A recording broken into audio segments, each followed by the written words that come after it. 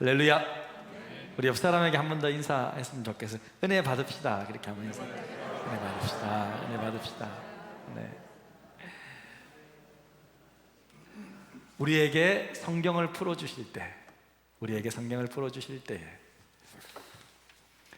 여러분, 성경은 한 편의 드라마입니다. 처음부터 끝까지 성경은 마치 장편의 서사시처럼 하나의 큰 주제를 가지고 흘러가고 있습니다. 지난주 우리가 들었죠. 성경에는요, 아주 다양한 문학 장르들이 있죠. 산문도 있고, 무슨 역사도 있고, 뭐 법문도 있고, 시도 있고, 그죠? 도덕 교훈, 뭐 하라 하지 마라, 그런 교훈들도 있고, 어떨 때는 연애 이야기도 있고, 진한 연애 이야기도 있고, 예언도 있습니다. 매우 다양한 문학 장르들이 이 성경책 한 책에 모여져 있습니다. 하지만 놀랍게도 이 성경책은 아주 일관적이고 통일된 스토리를 가지고 있어요. 저자가 한 40년 정도 되고요, 그죠? 기록된 기간만 한 1600년 정도 되고, 이 저자들이 흩어진 나라만 한 10개 나라 정도 되고, 직업도 한 20여 개, 너무나도 다양한 사람들이 1000년에 걸쳐서 쓰여진 성경책이 어떻게 이렇게 통일되고 일관성 있게 흘러갈 수 있냔 말이에요. 그러니까 진짜 성경의 저자는 누구다? 하나님이심을 반증합니다. 할렐루야. 그러니까 이게 통일성이 있는 거예요. 마치 창세기의 이야기가 계시록에 딱 완성되는 것 같아요. 전혀 다른 사람인데, 이 창세기 저자와 이 계시록 저자가 전혀 다른 사람인데, 네. 놀랍습니다. 여러분, 성경의 주제가 무엇이라고 했습니까? 성경의 주제는 하나님의 나라. 따라서 하나님 나라. 하나님 나라입니다. 하나님은 이 세상에 완벽한 자신의 나라를 창조하셨죠. 하지만 이 나라가 사탄의 유혹과 인간의 반역으로 망가졌습니다. 성경은 이 무너진 이 하나님의 나라를 쭉 회복시켜 나가는 긴 과정을 그린 책입니다. 이게 회복되어 있는 책이에요.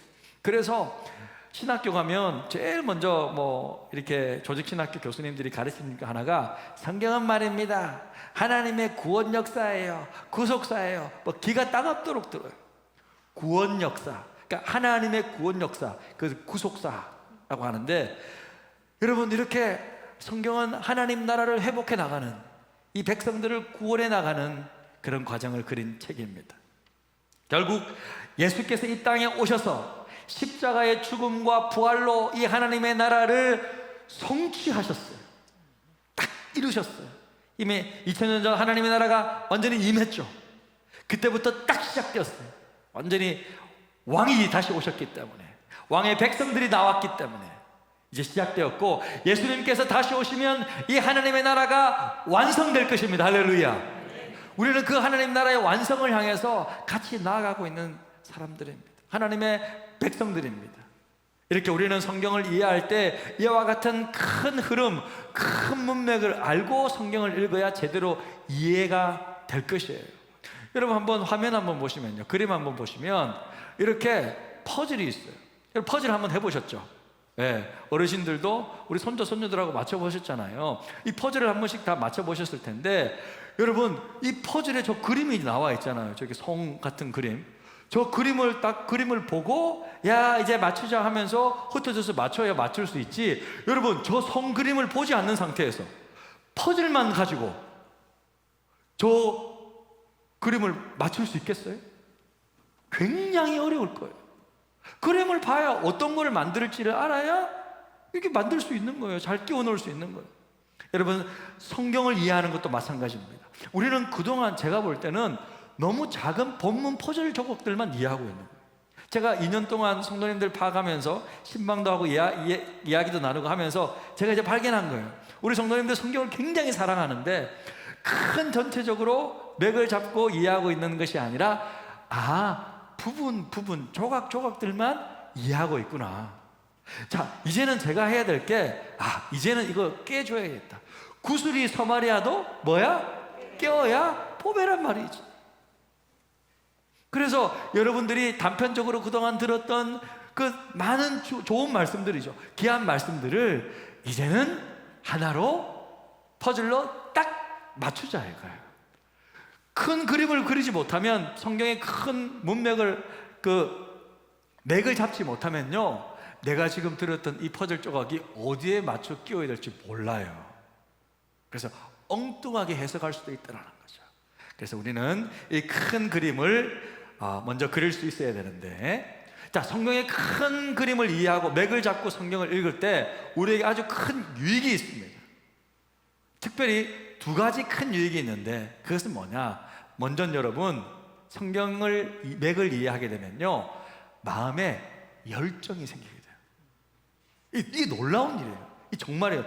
마음속에 큰 놀라운 에너지가 생겨요. 열정이 생기게 되는데, 오늘 본문 말씀에 보니까요, 엠마오 마을로 가는 두 제자가 등장해요. 유명한 본문이죠. 엠마오 마을로 가는 두 제자. 이 두 제자는 예수님의 죽음 때문에 좌절했고 또 실망했고 슬픔 속에서 심각한 대화를 나누고 있었어요. 그때 그 두 사람이 이야기하고 있는데 한 명이 따라가요. 무슨 이야기 하세요? 하면서 이렇게 따라 붙는다고요. 그러면서 무슨 이야기 하세요? 그 따라 붙은 사람이 누구죠? 예수님이세요. 예수님 모른 척하고 제자들 뒤에서 따라오는데 못 알아보는 거예요, 제자들. 예수님이 왜? 부활한 모습이고 이들의 영안이 닫혀져 있으니까, 예수님 죽었어, 막 이렇게 막 영안이 닫혀져 있고 막 실패하고 좌절 가운데 빠져 있기 때문에 예수님이 오셨지만 못 보는 거예요. 영안이 닫혀 있어요. 그래서 물었어요, 무슨 이야기 하는지. 그러니까 당신은 지금 그것도 몰라요? 하면서 있었던 예수님께서 십자가에 못 박혀 죽으셨던 쭉 이야기를 해줍니다. 엠마오 마을로 가는 두 제자는요, 그들의 인생을 바쳐 따랐던 예수님이 십자가의 저주, 옛날에는 십자가에 못 박혀 죽는 게 저주잖아요. 그냥 저주의 죽음을 당한 것 때문에 너무 큰 상실감이 있었고 허무감이 찾아왔어요. 이제 뭘 하면 살아야 되냐. 그런데 놀라운 소식이 들린 거예요. 갑자기 한 여인이, 마리아죠, 한 여인이 예수께서 살아나셨다는 이야기를 하고 있는 거예요. 그래서 놀라서 제자들이 찾아가서 가보니까 예수님 시체는 없고 무덤은 굴러져 있는데, 아직 예수님을 직접 보지는 못한 거예요. 그 여자는 봤다는데 우리는 아직 못 봤다 이거예요. 그래서 지금 도대체 무슨 일이 일어나고 있는지 잘 모르겠다는 거예요. 그래서 그것을 막 예수님께 이야기하고 있는 거예요. 무슨 일이 일어나는지 모르겠어요 지금. 그러니까 그때 예수께서 그들에게 이렇게 말씀하십니다. 자, 화면 보시고요. 자, 화면 다 고개를 들고 화면 보시고 25절 26절 같이 읽겠습니다. 이르시되 미련하고 선지자들이 말한 모든 것은 마음에 더디 믿는 자들이여, 그리스도가 이런 고난을 받고 자기의 영광에 들어가야 할 것이 아니냐.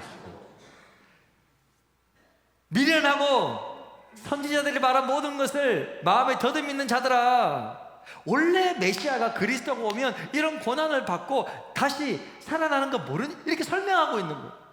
그러면서 자, 27절 중요한 구절인데요, 또 같이 읽겠습니다. 시작. 이에 모세와 모든 선지자들이 글로 시작하여 모든 성경에 쓴 바 자기에 관한 것을 자세히 설명합니다. 예수님은 그들의 깨닫지 못함을 책망을 딱 하시면서 이제 모세로부터 시작해요. 모세, 이게 뭘까요? 모세오경이에요. 창세기, 출애굽기, 레위기, 민수기, 신명기, 모세오경부터 시작해서 선지자들, 말라기 선지자까지 창세기부터 말라기까지의 성경을 쫙 풀어주신 거예요. 쫙 설명해 주시기 시작했어요. 자세히 설명을 딱 해줬어요. 그러니까 한마디로 성경을 한눈에 딱 보여주신 거예요. 그때 어떤 일이 발생했냐면 그들의 눈이 열리기 시작하는 거예요. 이 말씀이 이런 말씀이었어? 이 말씀이 이런 말씀이어서 눈이 열립니다. 영안이 열립니다. 31절 32절 그들의 눈이 밝아져 그인 줄 알아보더니 이제 알아보게 된 거예요. 근데 예수는 그들에게 보이지 아니하는 줄. 예수님 살아계셨어요. 32절 그들이 서로 말하되 길에서 우리에게 말씀하시고 우리에게 성경을 풀어주실 때, 우리에게 성경을 풀어주실 때 우리 속에서 마음이 뜨겁지 아니하느냐. 예수님께서 모세부터 시작해서 선지자들의 그 구약 성경 말씀을 맥을 쫙 잡아주시고 성경을 풀어주실 때 그들의 영적인 눈이 뜨어졌습니다. 그리고서 그들의 가슴 속에 불이 생겼어요. 마음이 뜨거워졌어요. 성령께서 찾아오셨어요. 그들 마음속에 거룩한 하나님을 향한 거룩한 열정이 불타오르기 시작했습니다. 할렐루야. 사랑하는 성도 여러분, 마음이 식어지셨습니까? 신앙생활에 매너리즘에 빠졌습니까? 예? 뭐 그때는 처음에는 좋았는데요, 첫사랑 다 잃어버리고 맨날 첫사랑 타령하고 그때는 뭐 좋았는데요, 언제까지 그 울고 먹을 거예요? 원래 첫사랑 때는 다 뜨거운 거예요. 근데 계속 그 첫사랑 그거 잊지 못하고 그러면 어떡해? 예? 그잖아요. 성숙해져야지. 여러분, 그래서 매너리즘을 극복하고 신앙의 열정을 다시 한번 회복하기 위해서는요, 성경 말씀을 처음부터 끝까지 문맥을 잡고 맥을 잡으면서 쭉 이해할 때 우리 가슴 속에 다시 한번 열정이 불타오를 줄로 믿습니다. 여러분, 그래야 돼요. 말씀을 붙여봐야 돼요. 그래야 여러분 회복돼요. 살아나요. 정말 그래야지만이 성령께서 우리에게 불을 내려주신, 타오를 수 있는 에너지가 있어야 되는데 타오를 수 있는 재료가 없어. 뗄감이 없어. 근데 뭐가 타올라요? 말씀을 전체적으로 이해하고 말씀이 성도들의 마음 가운데 들어오기 시작하면요, 타오를 수 있는 재료가 생기는 거예요. 그때 기도로 성령이 임하면 불타오르고 다시 한번 열정 가운데 살아가게 됩니다. 그러면 건강해지고요, 그러면요 기쁨이 샘솟고요, 그러면 마음에요 행복감이 찾아오고. 할렐루야. 이것이 성경의 맥을 잡을 때 얻게 되는 첫 번째 유익입니다. 그러면 이것만 있느냐? 아니에요. 성경의 맥을 잡을 때 얻게 되는 또 다른 유익이 있는데, 그것은요 성경 해석에 대한 바른 분별력을 갖게 되는 거예요. 마음만 뜨거워질 뿐만 아니라 머리도 냉철해지게 되는 거예요. 치매가 예방돼. 할렐루야. 어른들 치매 예방. 분별력이 생겨요. 말씀을 계속 읽고 말씀을 계속 공부하고 전체적으로 쭉 이해하면 아하 하면서 분별력도 생기게 되는 거예요. 여러분, 이단들이 잘하는 것 중에 하나가요, 성경 구절 딱 하나만 잡고 이 말씀의 의미가 뭔지 아세요? 보통 모르는 거 물어보거든요. 모르는 거. 제가 고등학교 때 머리 깎아주는 어떤 분이 이단 교회를 다녔던 분이에요. 나는 몰랐어요, 처음에는. 그분이 저한테 뭐라 그러냐면, 학생, 까마귀가 엘리야에게 먹이를 갖다 주는데 이 까마귀가 무엇일까요? 또 이렇게 물어보는 거예요. 까마귀 아닌가? 까마귀 아닙니까? 까마귀 아니에요, 그건 사람이. 이러면서 막 자기가 풀어주는 거예요. 자기 교회 와서 말씀 배우라는 거예요. 와, 이렇게 다 하는 거예요. 이상하게 잘 모르는 거, 어려운 거 딱 이야기하면서 이 말씀 아세요? 잘 모르겠습니다. 그러면 일로 오세요, 내가 풀어드릴 테니까. 그러면서 이상한 데 데려간다. 예? 이단들이 그렇게 하는 거예요. 하지만 그럼 가만히 여러분 들어볼 필요는 없겠지만 딱 보면요, 제가 이단들 공부해 보면 딱 보면요, 다 성경의 전체 문맥과는 어긋나는 것들이에요. 그리고 그 당시에 문화적 상황을 고려하면 다 틀린 말들이에요. 예를 들어 이단들이 잘하는 말들 중에 하나가 이런 말이에요. 신약 성경을 보면 예수를 따르는 제자들이 한결같이 자기 직업이나 가족을 버려두고 따르는 것을 볼 수 있거든요. 예? 그러면서 이런 표현들을 말, 배와 부친을 버려두고 따르니라, 그물을 던져주고 예수를 따르니라, 이런 표현들이 많다 이거예요. 여기서 배나 그물이라는 것은 직업을 말하고 부친이라는 것은 가족을 말하는 거예요. 그래서 이단들이 이 말씀을 딱 보여주면서, 야, 이 말씀 있죠, 예수를 따르려면 온전히 따라야 돼요. 그렇게 믿으셔야 되겠어요? 직장도 버리고, 가족들도 좀 이별하고, 언제까지 그 연애를 할 거야? 다 버리고 주님을 언제 따라야지. 그러면서 이상한 종교 지도자 같은 사람들하고 공동체 생활을 한다면서 막 불러대고 집도 팔고 직업도 버리고 가족들도 생입을 시키고 그렇게 막 부른단 말이에요. 여러분, 이렇게 말할 때 여러분 어떻게 대답하시겠어요? 어떻게 설명하십니까?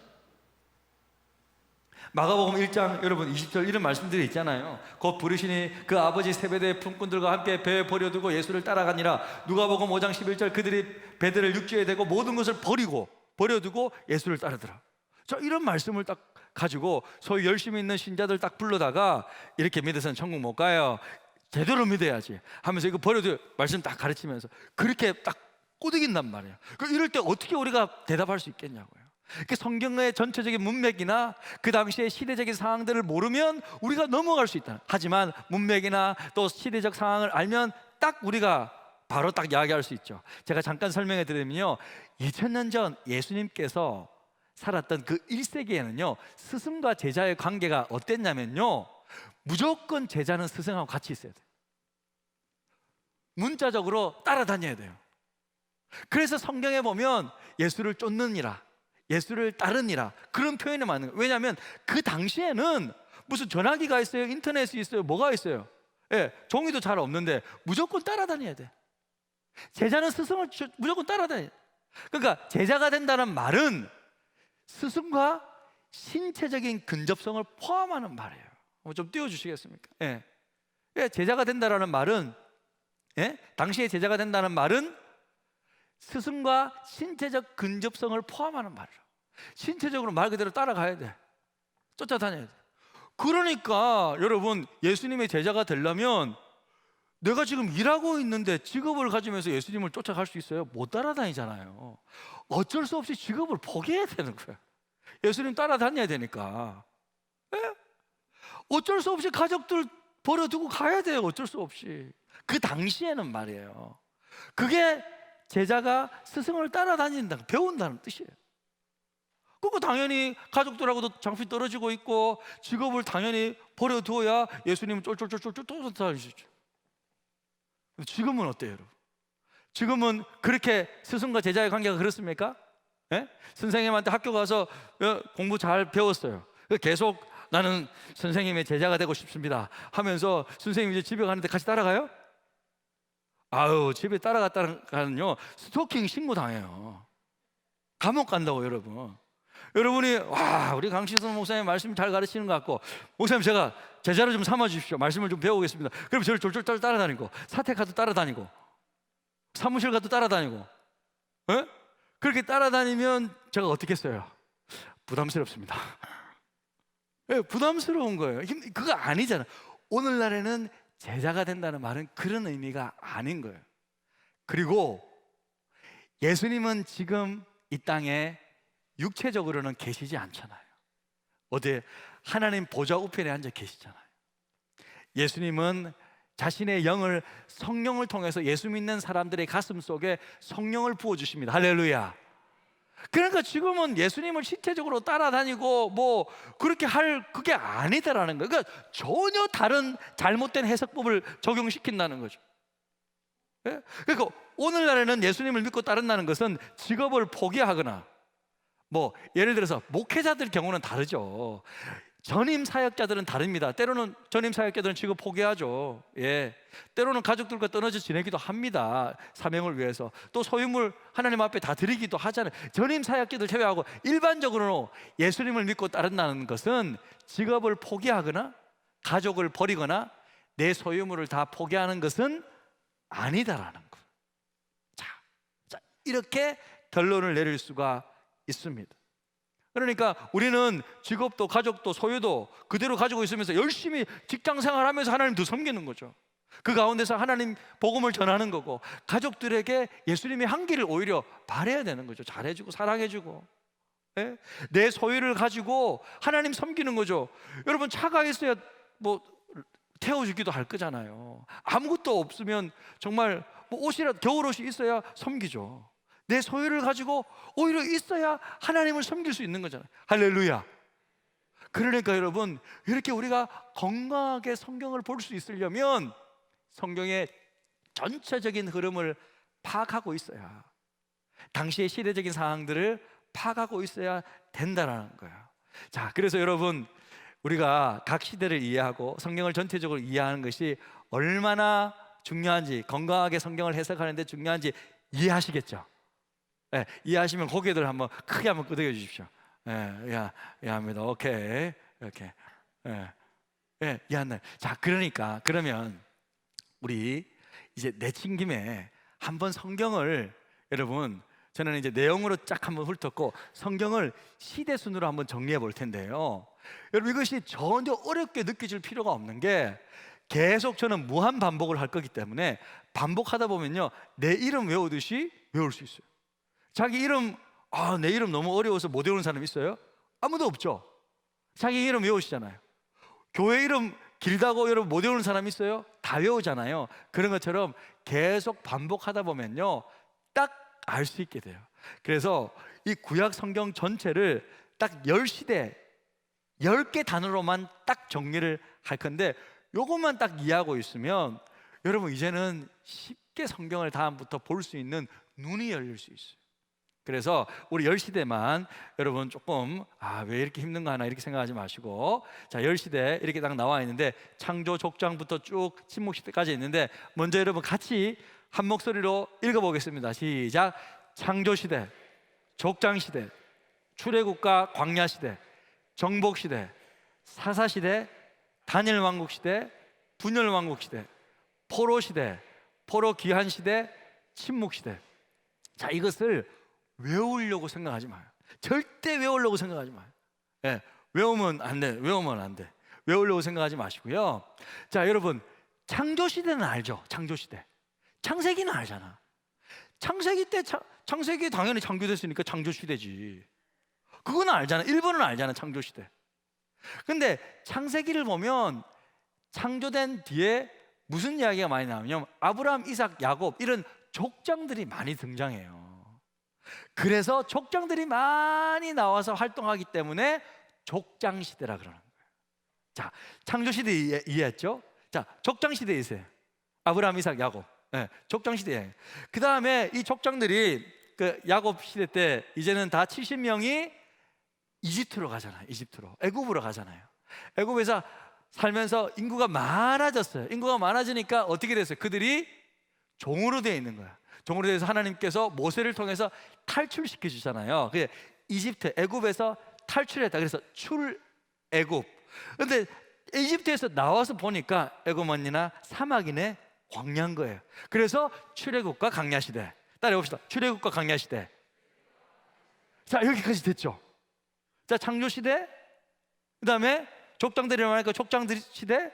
족장 가운데 이제 야곱이 인구가 많아져가지고 이집트에 살았는데 탈출했다고 출애굽과 나와보니까 사막이니까 광야시대 들어간 거예요. 계속 사막에만 살 수 있어요? 없잖아요. 하나님께서 약속하신 약속의 땅 가야지, 정복해야지. 그래서 정복시대. 정복시대. 정복시대는 주로 누가? 여호수아가. 출애굽과 광야시대는 누가 인도했어요? 모세가. 너무 잘하시네. 우리가 다 아는 거라니까. 이제 끼워 넣기만 하면 되는 거라니까. 정복시대. 그래서 여호수아가 딱 정복을 했어. 그러면서 탁 왕국을 이루고 이제 멋지게 살면 되는데 서로 내가 왕이 될 거라고, 내가 뭐 왕이 될 거라고 막 하는 거야. 그래서 왕국 시대로 안 가고 첫 번째는 사사 시대로 들어갑니다. 그래서 정복한 다음에 사사시대. 사사시대 대표적인 사람 누구예요? 여러분 아는 사람 대보세요. 삼손이 있잖아요.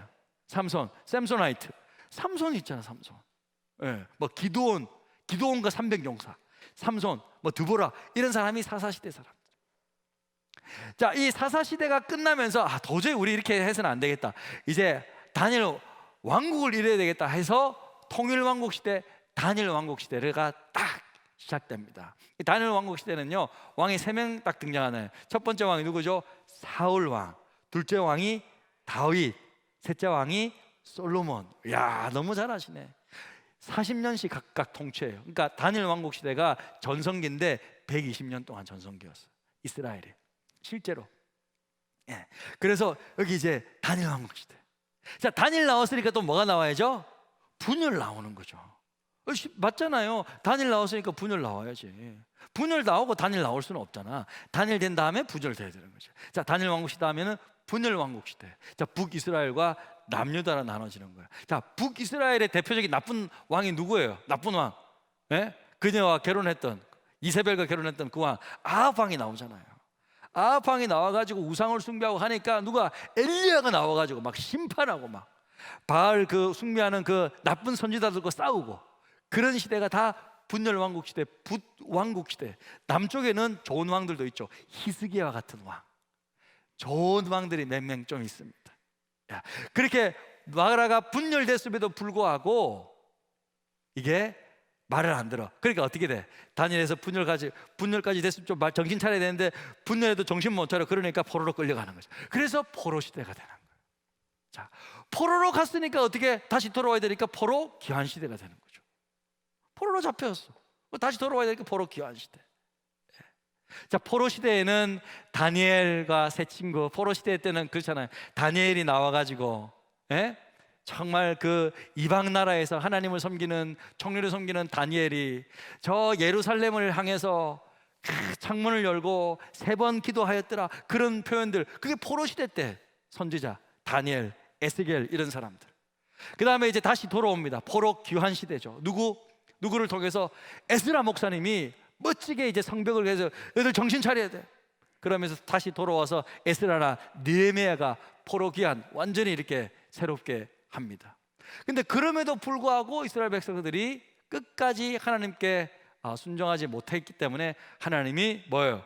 여러분 너무 답답하면 여러분 어떻게 해요? 말을 해, 말을 안 해? 말을 해, 말을 안 해? 당신이랑 대화가 안 된다. 침묵. 말을 안 한다. 끝까지 가니까 말 안 한다. 침묵 시대, 400년 동안 침묵 시대. 일체 예언자나 선지자가 없었던 시대.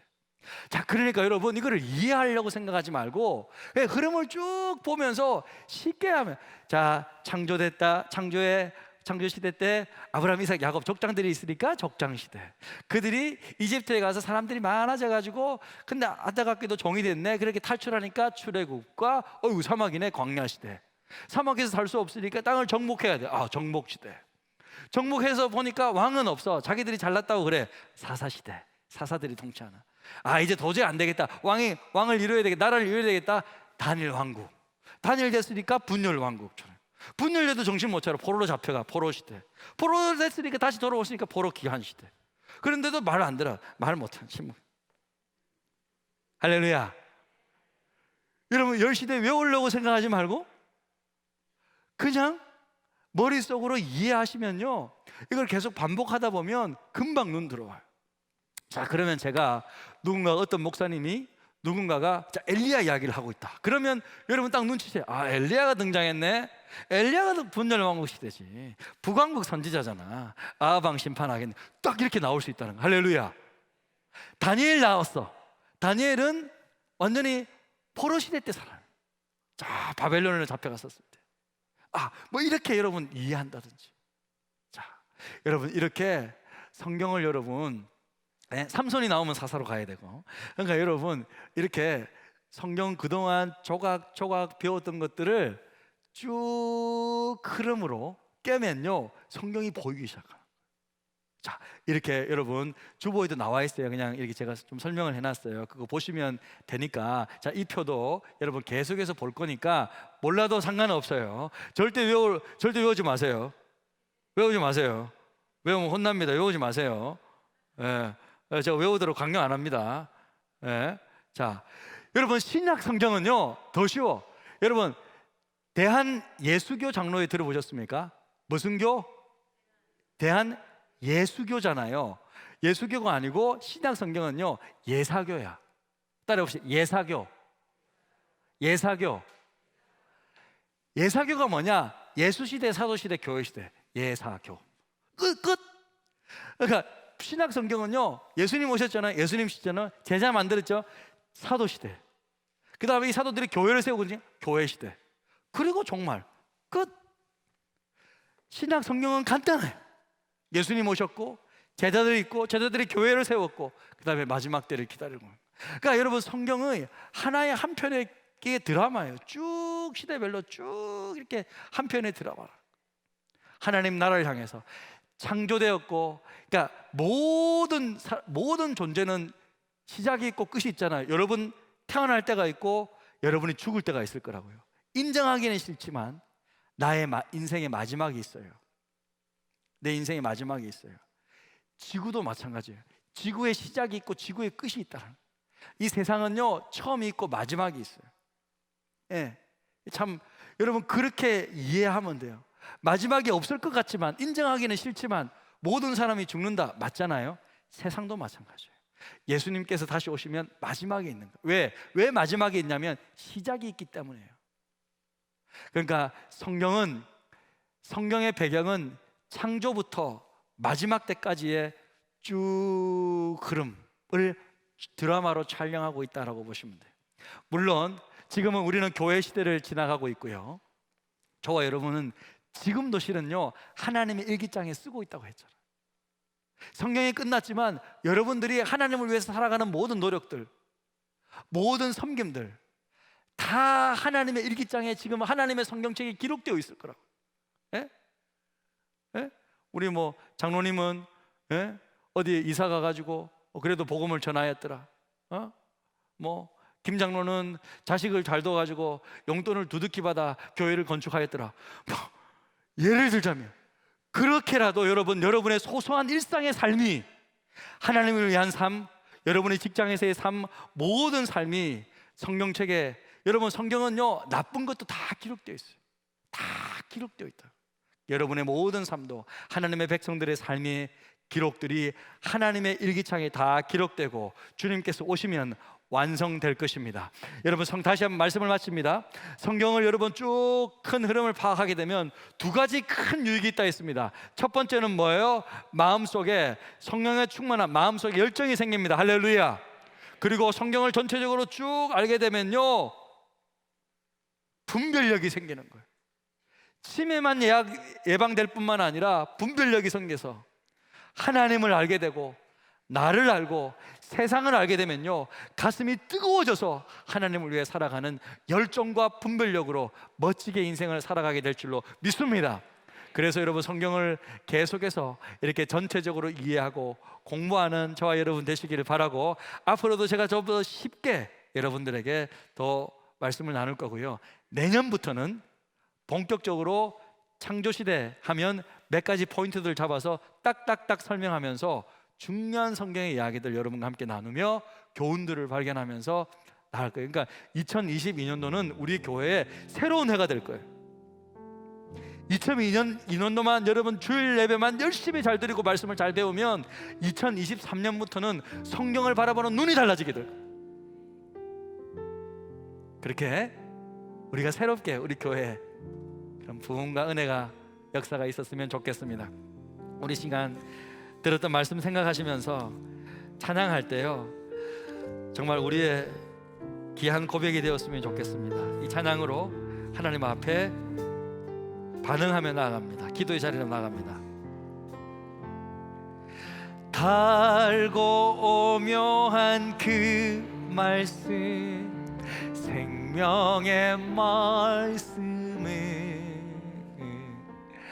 귀한 그 말씀 진실로 생명의 말씀이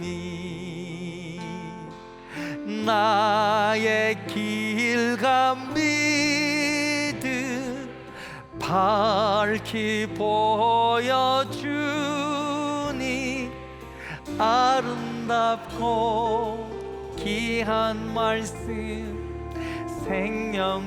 생명샘이로 다 아름답고 귀한 말씀 생명샘이로 다. 그렇습니다.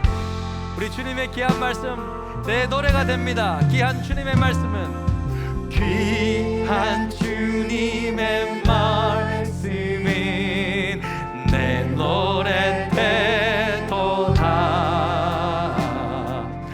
모든 사람